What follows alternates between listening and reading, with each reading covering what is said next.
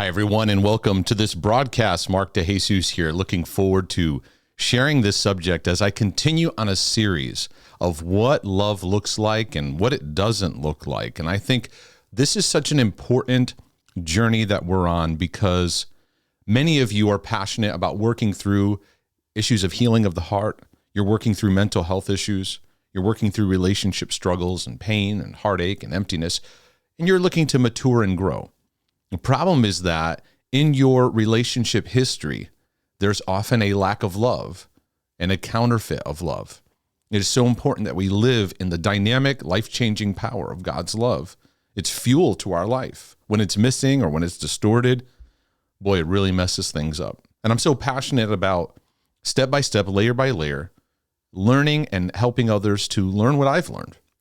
And we grow together in what it means to grow in the power of love and what it does in our lives to bring transformation.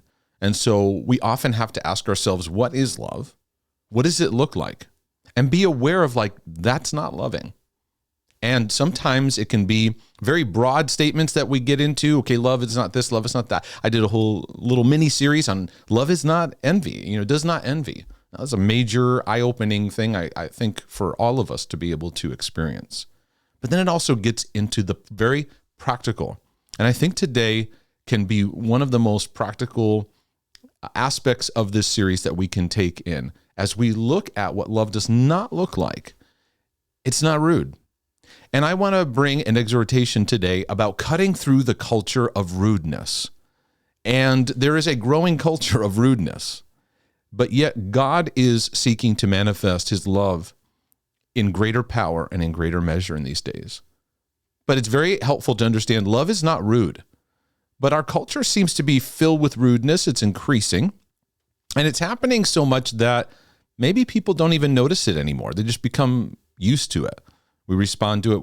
We get thrown into it, and God's calling us to a higher level of how we see people, how we interact with people. There is an identity that we have as believers, as sons and daughters of God, where I believe he wants us to, in the midst of hostility, continue to manifest honor and respect.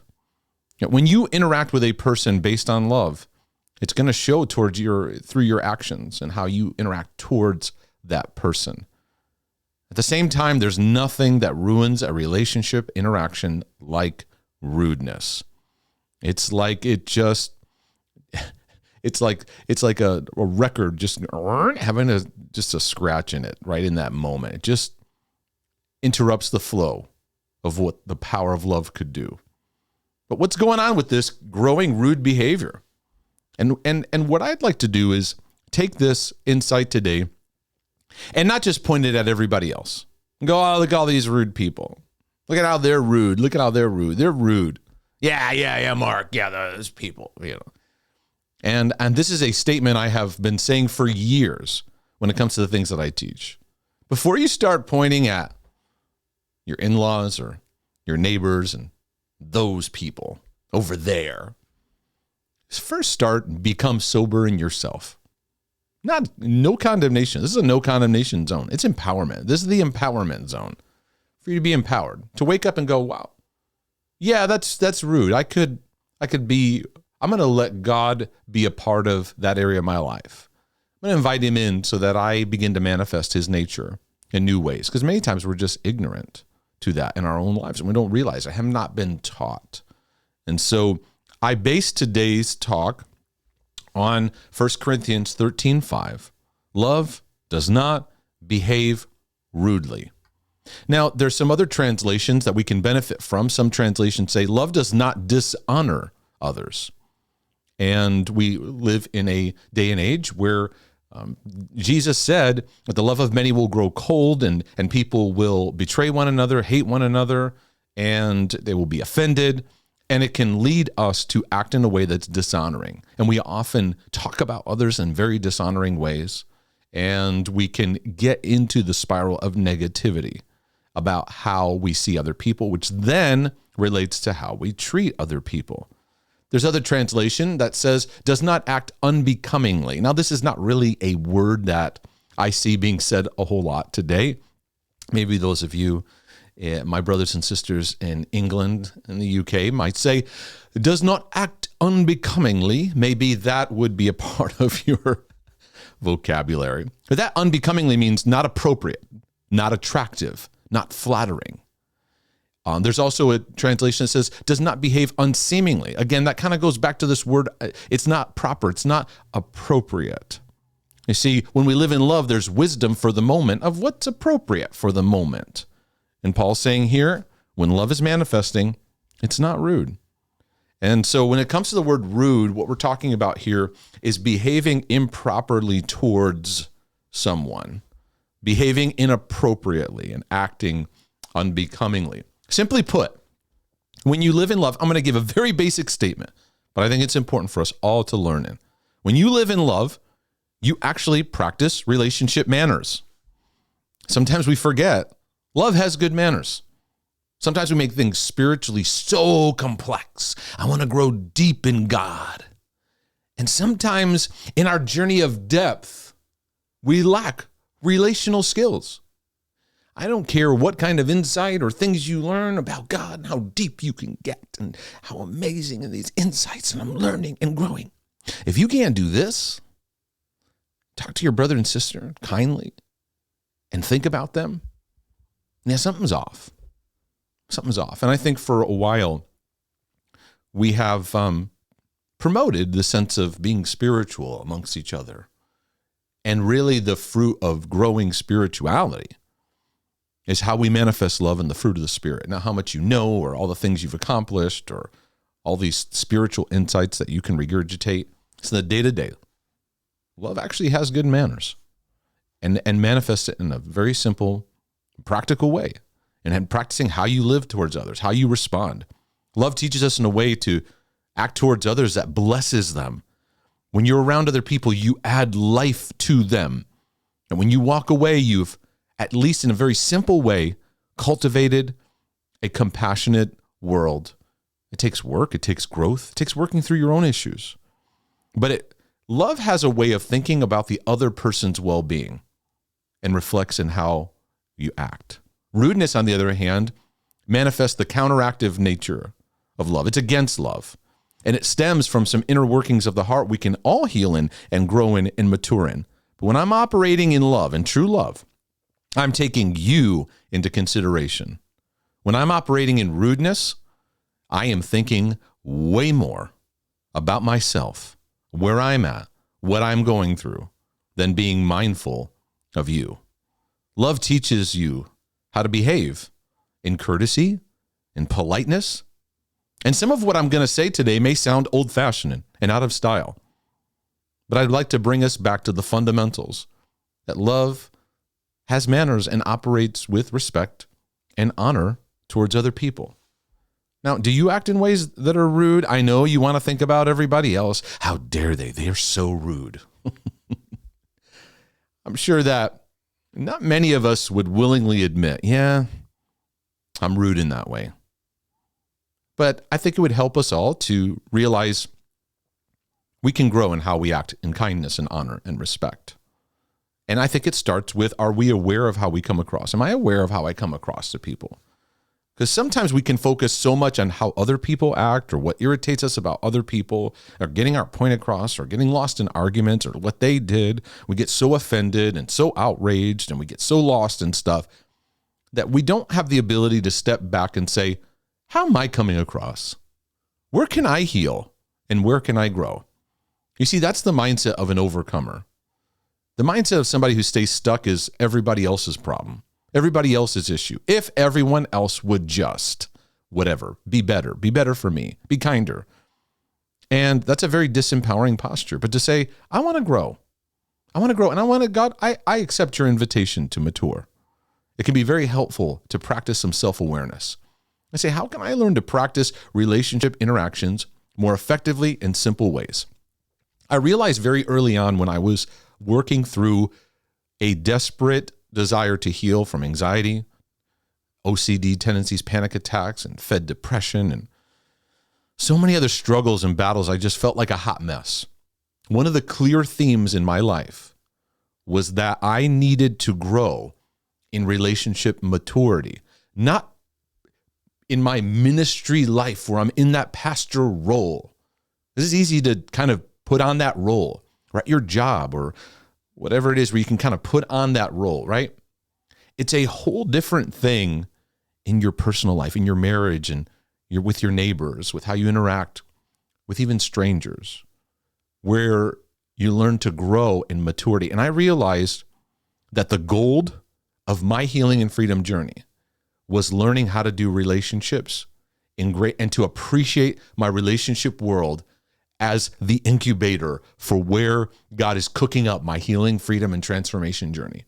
We kind of go, oh, God, help me. And we kind of just go into an isolation chamber. That's not what God is doing. He's wanting to heal us and grow us, and he'll use the world of relationships to grow and mature us. And so I value relationship interaction now, and I value teaching others to value it. And so part of it is just being aware. How am I coming across?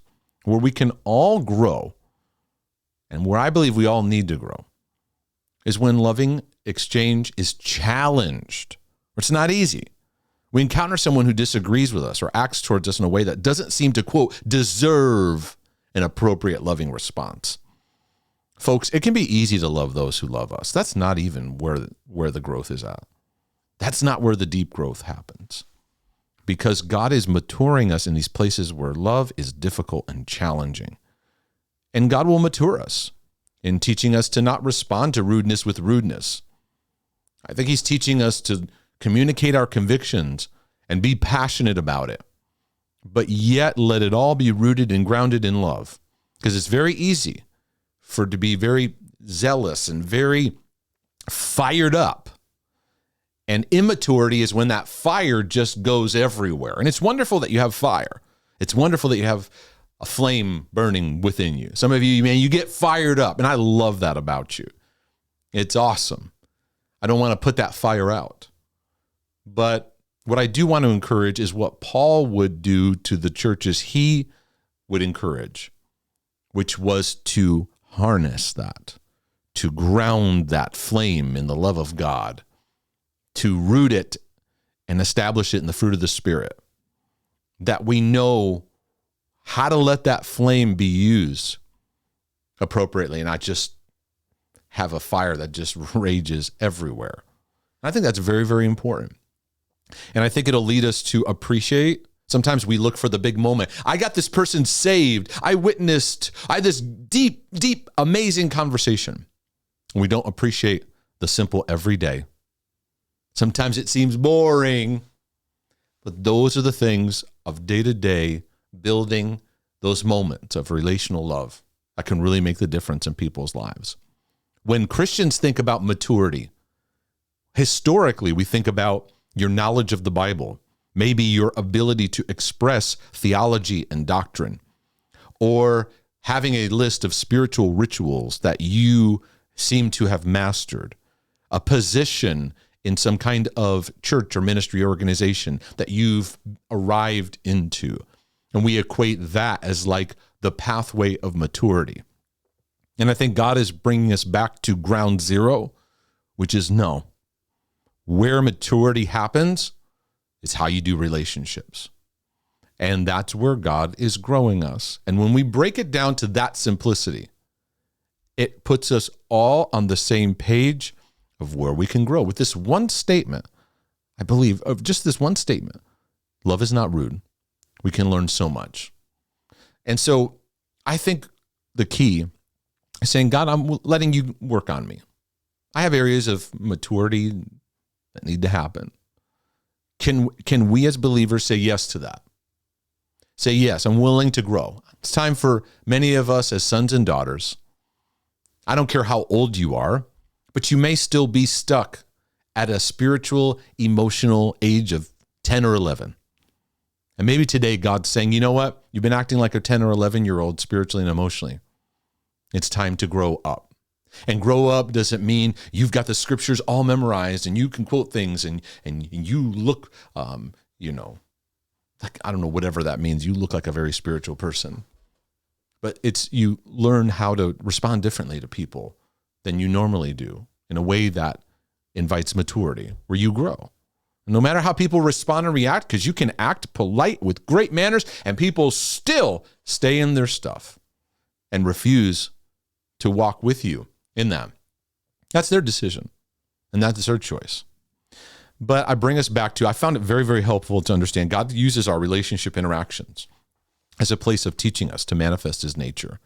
And so I've learned for myself and for many of you, part of your healing is adjusting in a gracious and loving way, adjusting how you interact with people. What's your style of relating? Sometimes we operate with rudeness. We operate rudely and we stamp it, well, it's just the way that I am. Okay. And it gives no room for God to bring newness in our life. So the call I want to bring to you is, can we act in a deeper way of looking at our relationship world and saying, in those hostile moments that want to steal our ability to remain loving, can we go to a higher level? While the culture drives our behavior into a direction that makes rudeness acceptable in some ways, can we as people of God live according to a deeper way of love? And so it's a callback. We can all respond to this callback. Simple foundational power of healthy manners and relationship courtesy that seems to be dissolving or being lost. And it's driving us to become a very self-focused culture. So in this invitation and cutting through rudeness, what is the journey I believe it'll lead us on? Well, here's what I found and discovered. First is I'm going to value how I act towards people and learn to mature in social and relationship skills. Some of you have social anxieties and you have interactions, you have phobias or things that kick up, you get obsessive, you spin. It's all right. If you value relationship interaction, you're going to learn to practice there and grow. And so if we don't value it, we're not going to bother. Secondly is to grow in how we act and communicate. It's like, I want to learn and grow. And when I close this talk, I'm going to talk about the practice, very practical practicing. The third is I'm going to take responsibility for not just what I say, but how I come across. Because rudeness can often cancel out the power of the content that is being delivered. And as Christians, our faith was designed to be delivered with passion, with conviction, but it's never to be disconnected from love. And love involves two key words when we manifest it: gentleness and respect. A passage of scripture that's very encouraging and empowering for me, I want to share with you. 1 Peter 3:15, this is the New American Standard Version. It says, "But sanctify Christ as Lord in your hearts, always being ready to make a defense to everyone who asks you to give an account for the hope that is in you." Right? There it is. So we want to value Christ, make him precious in our lives, right? And we want to give a defense. Anyone who asks, well, sometimes we're saying stuff when people aren't asking, first of all. I believe many times the way we manifest rudeness is we're giving a defense and an answer and no one's asking. And we just want to get on a box and we set up our podium and we just want to go. And it's not the moment. It's not being asked. It's not, and I find it's healthy to wait for that moment, to let God's grace show up and then be ready. Just be ready. Don't force it. Be ready. But here's what he says: with gentleness and respect. Gentleness and respect. Somehow we skipped past that part. We skipped over it. And Peter's reminding us, do it with strength because you value Christ. But gentleness and respect shows you value relationship. Like I value, and it's in the context of relationship. My first and foremost goal is not to try to change you. My first and foremost goal is not to get you to say a sinner's prayer. Mark, what are you saying? Yeah, that's not my first goal with interacting with someone. My first goal is that you'll see a growing Mark. Not perfect, not doing things just right all the time. Weak, flawed, got my own struggles. But as I'm learning to be kind, learning to cast off rudeness. So I can be more mindful of others in a healthy and fruitful way. And in that midst, God's truth can show up. So I think it's helpful for us all to learn how to act towards others in a ways where we increase the power of love in the given moment. Because the more we operate in love, the more we give God room, because God wants to work in your relationship sphere of influence. And our job is just simply to be vessels of love, and God will show up in the midst of that. One of the greatest ways you can change a relationship dynamic is remove the influence of rude behavior and move towards expressing kindness and even simple manners, what it can do in a meaningful way. Don't lose the power of the simple things. And so I think also that we decide, you know what, we're not going to give in to rudeness that's sent our way. Easier said than done, right? That's where the growth is. That's where the gold is. It shows a lot about a person when they, in the midst of hostility, in the midst of where your family or a loved one or someone online is acting in a way that just hits those areas to pull you in. We live in a day and age where the enemy is just going, come on, come on, come on. You want to fight? You want to fight? Right? And get that strife going and get that combativeness going. There's no winning in that. There's no victory in that. Can we as people of God still speak truth, though, in moments? Be reasonable, maintain self-control, maintain our hearts in the midst of that. Some of you are going, man, that's tough. I hear you. Well, that's where the real growth is. And this time we walk in some real growth and get out of some of the cliches that we live in. So what are some examples, ways we manifest rudeness? This is not an exhaustive list, and this is not me trying to nitpick. It's just stuff to get the wheels turning of God. Where can I begin to learn and grow in this area? I think there's many, many areas I could get into. The simple, practical social interactions. Talking with someone and not making eye contact, not looking at them and listening as they're talking to us. You know, we're always distracted, always all over the place, always having our attention being moved to something else. Not saying thank you, not holding a door for someone, not saying hello. In some cultures, that's become a way of life, that saying hello is like, very like, whoa, what do you want? Just saying hello. And I think it's also interesting too, because cultures are different. And I think that being aware of a certain cultural interaction that shows kindness and politeness can be helpful. Walk into someone's house and maybe they need you to take your shoes off. Of being aware of that. Simple hospitality skills. Hospitality is shown as a manifestation of a work of the Holy Spirit. And I believe that you might be moved by a great sermon, a great teaching. I'll tell you what can really touch someone's heart and life is being around someone who is hospitable and knows how to host you and make you feel warm, welcome, where you can relax and be yourself. I mean, we want to get people into conferences and seminars and church services and all these, and those things are great. But I'll tell you where life change happens. You sit at someone's table and you have an atmosphere of loving kindness that allows a meaningful interaction where that person doesn't even want to leave because they're so blessed by the time they've had with you. That's where we can all grow and improve. We put all our investment into the big. Maybe we could put our investment into the small, because that's what those moments of gold that God can work in powerful ways. But in those simple social reactions of not asking people about their life, and sometimes a simple way of being kind and showing great manners is just being an open vessel of thinking of the other person. And oftentimes when we go to social events, it's all about ourselves and what we're thinking and what we're feeling. We're constantly interrupting each other. There's practical things we do in life that are rude, like littering or leaving something a mess. You get to use someone's house or place and you just leave it a mess. There's very practical ways that we can adjust rudeness. Being cheap. Are you cheap? Are you so filled with fear of poverty that you're cheap and there's a lack of generosity? Not tipping the wait staff at somewhere where you're at. I remember years ago when I was a youth pastor. This isn't a positive story. There was a habit that began to form where Sunday nights after church, many people in the youth group would go out to eat at a local Chili's restaurant.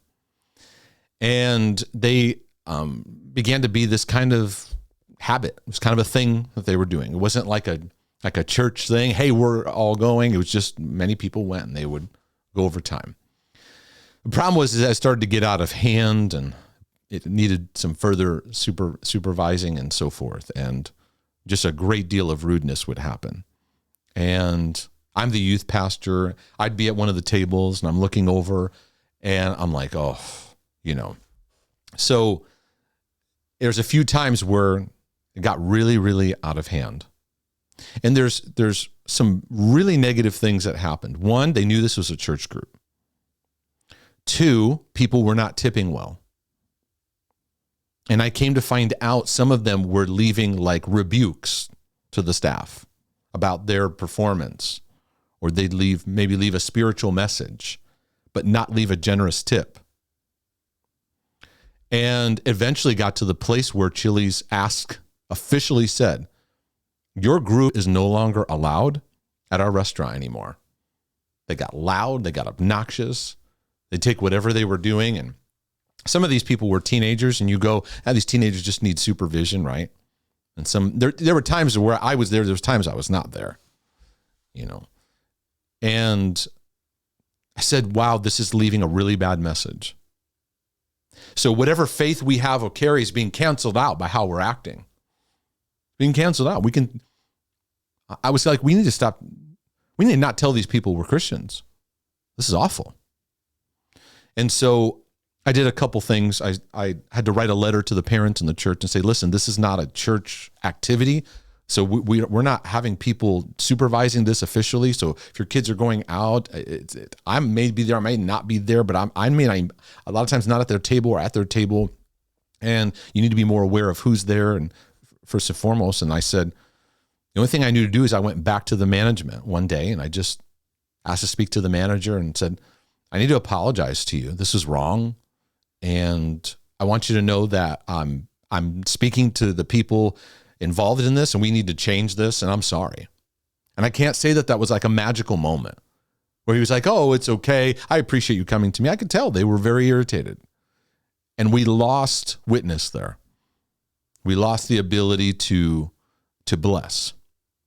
And I've been in experiences where people have left bad tips, but they'll leave a track. Bless the Lord Jesus. Come on. Be generous. Be really generous with your tipping. I can't afford it. Then don't go out to eat. Be very generous. Be very generous in offering to pay. Be very generous. We, as people of God, need to be known for our generosity. People ask me a lot of questions too, about finances or tithing or this and that, or how should I do? And they're looking for like the rules. And I always bring people back to, are you generous? If not, say, God, how can I grow in generosity today? How can I break through self-preservation, my finances, my stuff, and stinginess, and just flat out being cheap?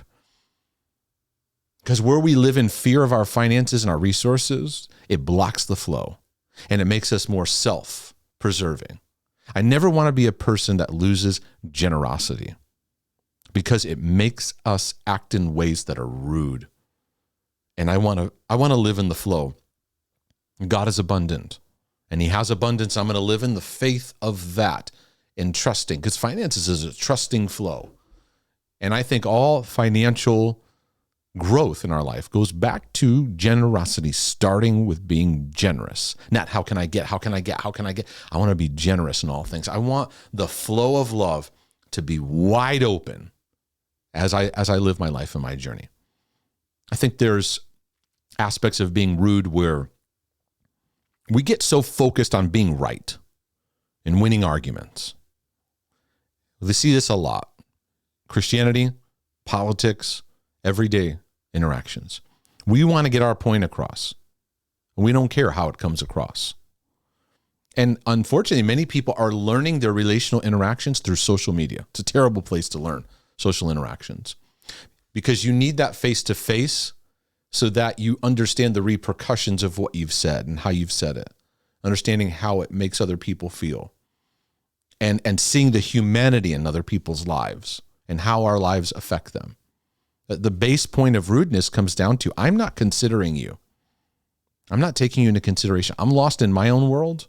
Love breaks through when we consider the other person with compassion. You get lost, though, in your own pain, in your own hurt, in your own anger. And it's rooted off of a self-focused, selfish place. Me, my. And you're locked in a prison of me. So we jump to getting our needs met. You're thinking about what you need, what you want. And you're not being, I found in my pastoring work, I had to teach people how to live as a family because I noticed Christians don't live as sons and daughters, they live as spiritual slaves in an orphanage. And when you're in an orphanage, it's me, it's survival. You don't give a thought of anyone else because it's me. When you're in family, it's different. It's different. Your actions affect the family. You're being mindful of the family. You step back and you take a look. Your eyes are not focusing, staring at yourself.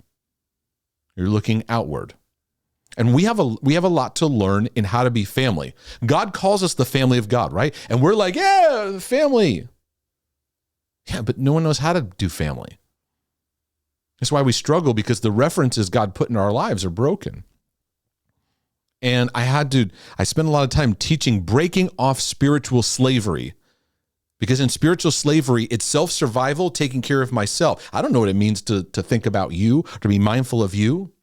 When you break out of spiritual slavery, you start to recognize family. You think of how to bless others.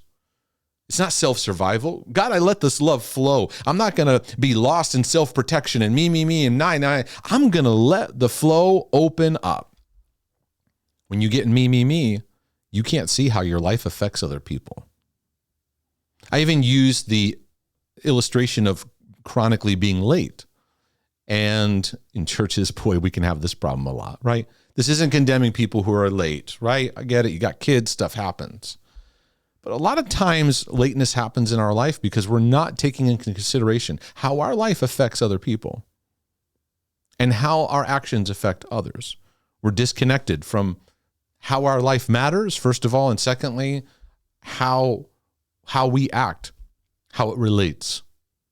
I think that we can show rudeness in not how we treat someone in high position, because someone in high position, we can often be like, if you interact face to face with someone in a high position, you'd act a certain way of politeness, I'm sure, right? Now, we certainly have a growing culture where even people in high positions, we talk very disrespectfully to. So what I'm talking about is how you interact with someone who they have nothing to offer you. They have nothing to offer you in prestige or open doors, or they don't have resources that could help you. That's where character is really formed. That's where character is really demonstrated. I think there's moments where we're rude when there's an opportunity for us to say something in a moment, and we say nothing. People are given the silent treatment. I find being silent when it's time to say something can be so deeply damaging to someone. A parent to child, or brother to sister, just in a moment where it's time, we're relationally passive. And then sometimes when we do talk, it's passive aggressive, right? We don't deal with issues. We don't talk through issues because we don't know how. So it just comes across in these passive aggressive. We dismiss how other people feel. We just want to win an argument. A lot of times we're just not paying attention. We're staring at our cell phone. Folks, when you sit down with somebody and you interact, put the cell phone away. Put it away. And just be there. Be there with the person. When they're talking, it's looking around. I think we highlight the spiritual, but we don't see the spiritual in the everyday. Every day I get interactions with people through texts or emails, and I'm still saying to myself, wow, the culture of rudeness really impacts how people comment, how people even email me. And it's like it immediately says how this person's relational world is cultivated. Short, harsh answers, don't even know someone. We're already body slamming them, hitting them harshly. It's amazing what simple learning how to write something back to somebody in a fruitful way. We're just busy. Just, send somebody an emoji or whatever. And it's fine that we're sending emojis. What I'm saying is that how we respond to simple everyday communication can say a lot about what we value. I think forcing Jesus on people can oftentimes be very rude.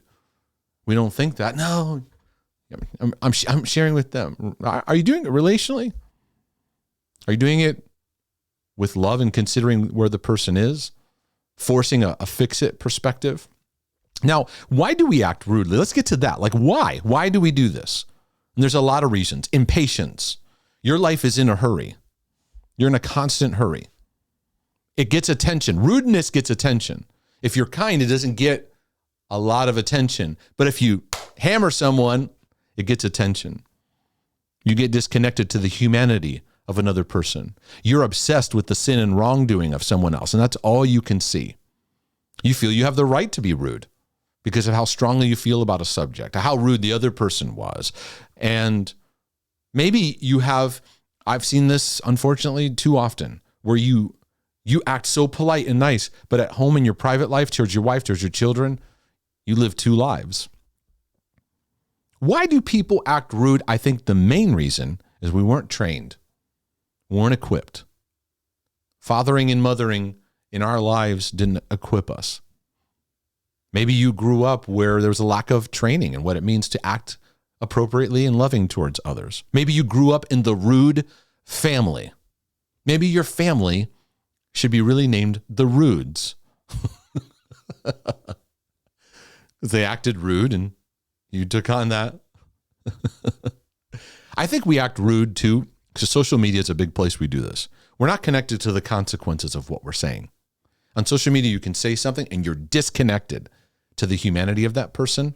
So you feel like you can get away with it. Nah, I got them. I showed them. No, what happened is you lost a moment for reasonability and a loving interaction. So you actually lost. You think you won, but you lost.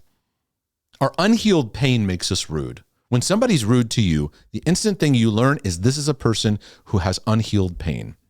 They have an inability of cultivating love in their own heart. And when I teach on this, I talk about the area of self-hatred, because typically we act towards others in direct connection to what we're cultivating within ourselves.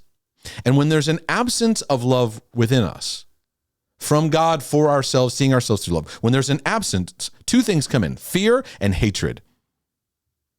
And people say, "Oh, I don't have hate." And I've had to teach people about how when love is withdrawn or pulled away, when love is absent, this emptiness doesn't just sit empty. Fear and hate come in. And it comes down to how you see yourself. And I think it'd be important in this subject of rudeness. What we're really rude about people is because there's a form of self-hatred operating in us. We're giving out to others what we're cultivating towards ourselves. Now, these are just some of the signs of self-hatred, but really in operating in self-hate, I had to realize this one day. I was like, well, I don't hate myself. Then over time, as I began to learn what love is, I was like, wow, that resistance I feel in myself. And here's some signs that this isn't everything. I talk about this in my book, God Loves Me and I Love Myself, which I highly recommend as a takeaway. Because if you want to change your relationship patterns and walk more empowered, see yourself more through love and let God heal the layers that resist love and how you see yourself. But simply being hard on yourself, very hard on yourself, super inner critic. The inner critic is a sign of self-hatred. You have a constant irritability, or you have mood struggles, or there's an inability to just simply have fun, joy, or enjoy experiences in life. This may be fueling depression. Self-hatred is a deep fuel for depression of how you see yourself. It often has a self-hate driving that depression. A baseline, a practical thing is you have an inability to look at yourself in the mirror and be okay with what you see. Yeah, so I got flaws, I get this and that, but I'm all right with what I see. Not beating myself up, not elevating myself in ridiculous ways, but I'm also not putting myself down. I'm learning to be at peace. I'm on my journey. And a lot of that gets resisted by self-hate. It makes us very negative.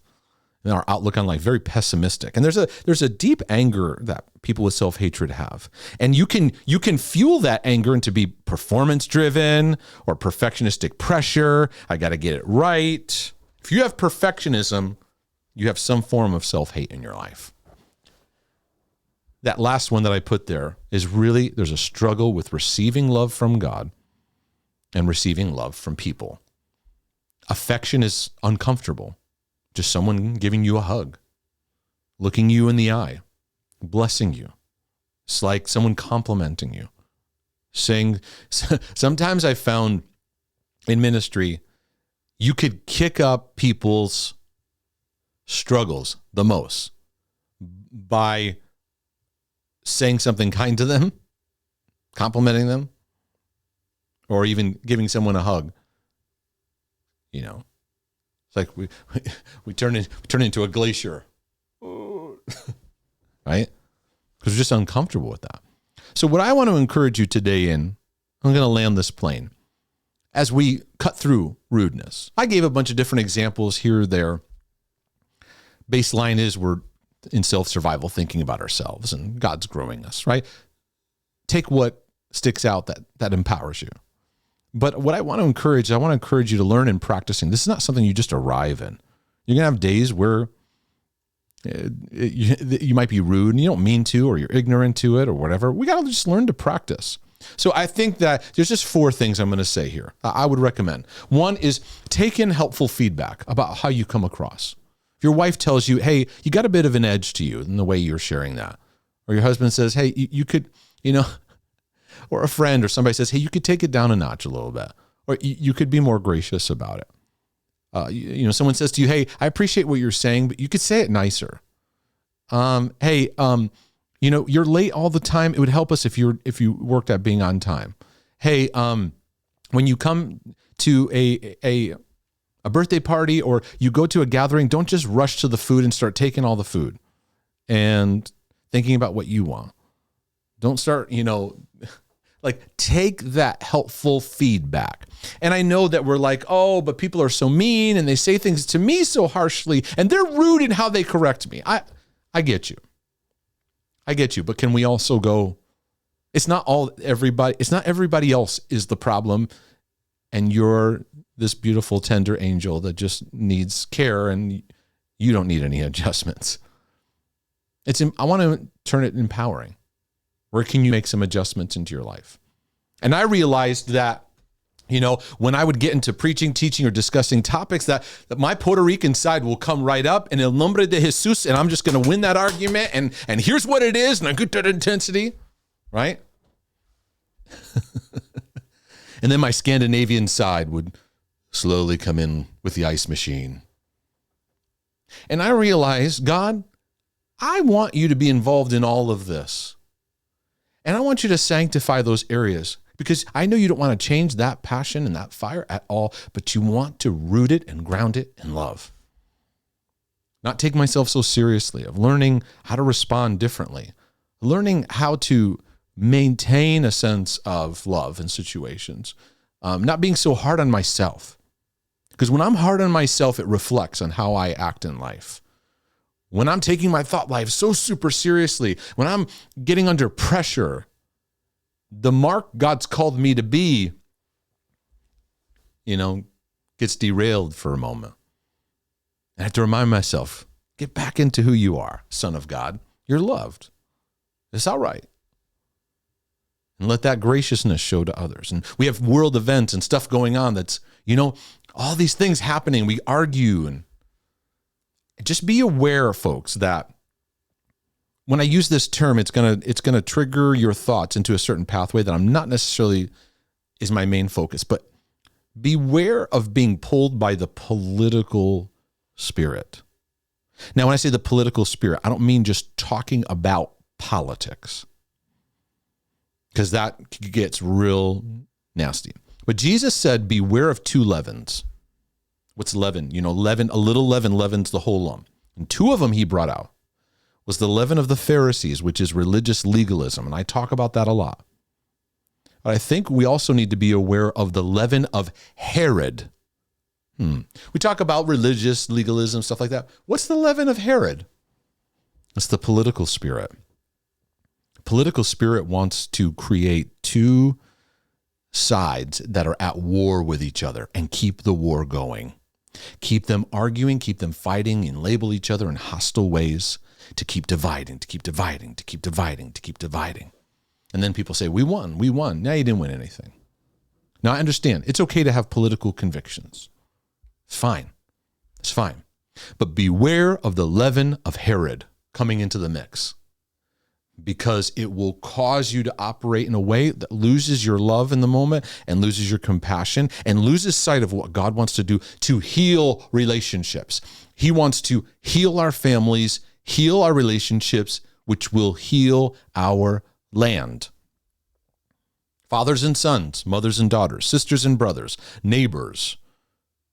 But it's going to come about when we clothe ourselves with humility. And I think from a practical standpoint, I want to learn how I come across. And I've realized, God, I want you to sanctify the arguer in me. And I have less, the good news is I have less of a drive to be in certain arguments. 10 years ago, I would always jump into the ring. Like, nah, I don't need to fight that. I want to learn how to relationally grow. So I pray that's kind of an in-the-moment exhortation. I think is important in the days that we live in, to keep ourselves clothed with humility. And part of that is, okay, I'm going to be aware of how I come across. And it's not so much about the message, it's the messenger by which the message is traveling. People don't listen. By the way, people don't listen to the message as much as they listen through the messenger. That's why God has so many people that he uses to touch people's lives, and not just one person talking to everyone. He uses all of us because it's the messenger that connects to people in a grace that is meaningful, that God uses. And so I want to help enhance the message pathway. And so my encouragement to you, and this has been so helpful for me, and you're like, you may have your own thoughts, but I invite you to take a journey in learning to love yourself as God loves you. And I spent a lot of time and material.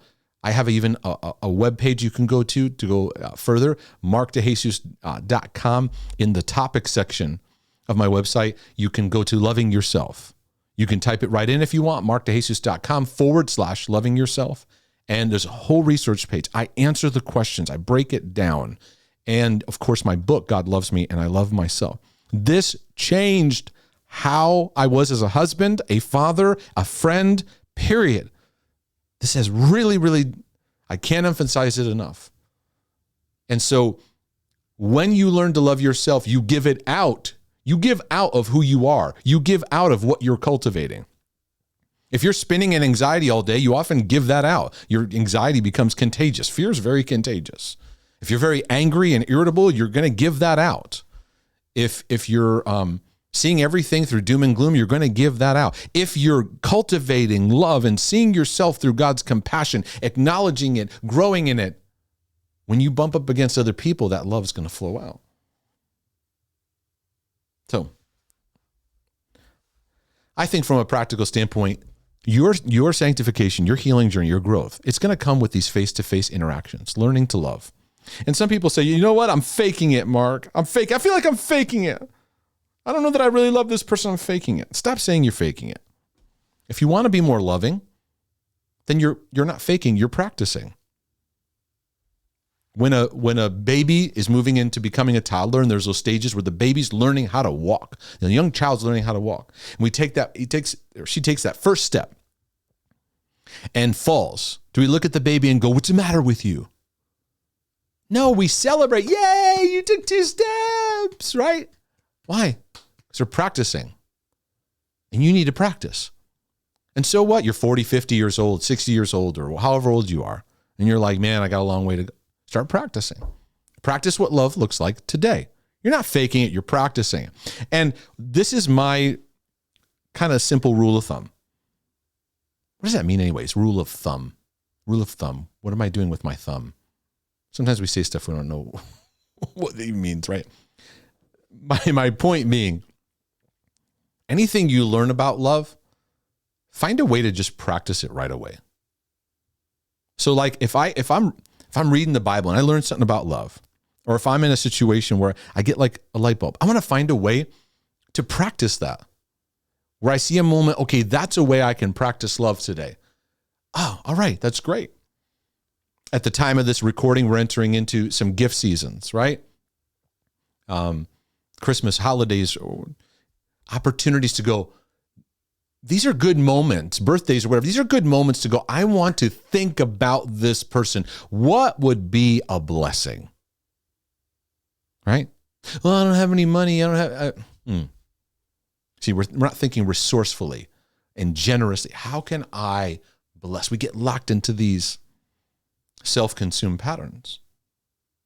You take where you are and where you're growing and bless other people. Live it out. Practice it. Let love flow. Once there's a block, there's a dam in the flow of love. There's a blockage there. We need to open those things up by letting it flow out. Whatever we learn and grow and let it bless other people. I'm not saying lecture them about what you're learning. I learned today. No, demonstrate it. Practice it. Love is about practice. So I pray today that this has helped your life and your journey to experience love in a greater way. If it's a blessing to your life, I first encourage you, get the book, God Loves Me, and I love myself. If it's a blessing, write a review, and that will be such a help to us and what we do. And if this material has been a blessing to your life, I spend lots and lots of time. This is a full-time journey, a full-time investment of creating resources and materials to bless people. If this has blessed your life, consider a one-time donation or become a regular partner to the ministry work, and it'll be greatly appreciated. But I'm heading out, and I want to encourage you, get out there and practice. Just practice. Practice a posture of love. Drive that rudeness out. Let's not let rudeness win. I want to see rudeness lose today. So we're going to say no to the rudes. We're going to say yes to love. So go live healed and free and let it manifest in your relationship. So I'll see you later. I'm out.